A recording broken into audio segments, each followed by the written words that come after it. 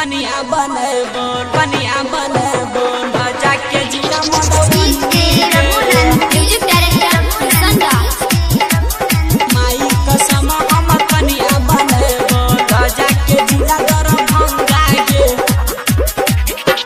जहिया से कोचिंग में देखले के कहै चल चल फंगा गे कहै चल चल फंगा गे आ माई कसम हम कनिया बनेबो जाके जिला दरभंगा गे आ माई कसम हम कनिया बनेबो जाके जिला मधुबनी गे जहिया से कोचिंग में देखले के कहै चल चल फंगा गे कहै चल चल फंगा गे आ माई कसम हम कनिया बनेबो जाके जिला दरभंगा गे आ माई कसम हम कनिया बनेबो जाके जिला मधुबनी गे कनिया बनेबो जाके जिला मधुबनी गे माई कसम हम कनिया बनेबो जाके जिला दरभंगा गे प्लैनेट म्यूजिक दरभंगा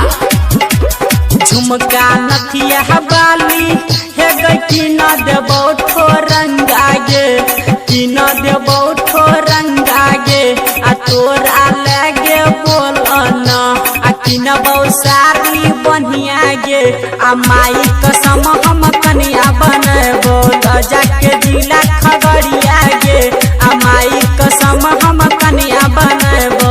जाके जिला पूर्णिया गे जहिया से कोचिंग में देखले के कहै चल चल फंगा गे कहै चल चल फंगा गे आ माई कसम हम कनिया बनेबो जाके जिला दरभंगा गे आ माई कसम हम कनिया बनेबो जाके जिला मधुबनी गे प्लैनेट म्यूजिक दरभंगा कनिया बनेबो जाके जिला मधुबनी गे माई कसम हम कनिया बनेबो जाके जिला दरभंगा गे जिला जवार में तोहर हे गई बड़ छगोर की चर्चा गे बड़ छगोर की चर्चा गे आ तोर पर हम करबौ खूबे खर्चा गे माई कसम हम कनिया बनेबो जाके जिला सहरसा गे माई कसम हम कनिया बनेबो जाके जिला सहरसा गे जहिया से कोचिंग में देखले के कहै चल चल फंगा गे कहै चल चल फंगा गे आ माई कसम हम कनिया बनेबो जाके जिला दरभंगा गे आ माई कसम हम कनिया बनेबो जाके जिला मधुबनी गे प्लैनेट म्यूजिक दरभंगा कनिया बनेबो जाके जिला मधुबनी गे माई कसम हम कनिया बनेबो जाके जिला दरभंगा गे राइटर रंजित किशन हे गे कहै छो तोरा लाला मुनिया गे कहै छो तोरा लाला मुनिया गे आ बहल राम बिहारी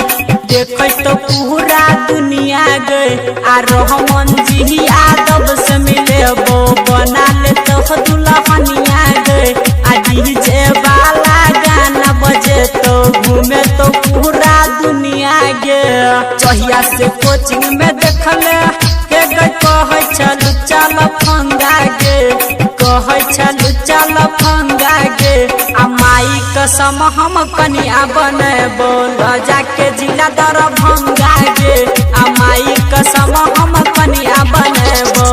जाके जिला मधुबनी गे प्लैनेट म्यूजिक दरभंगा।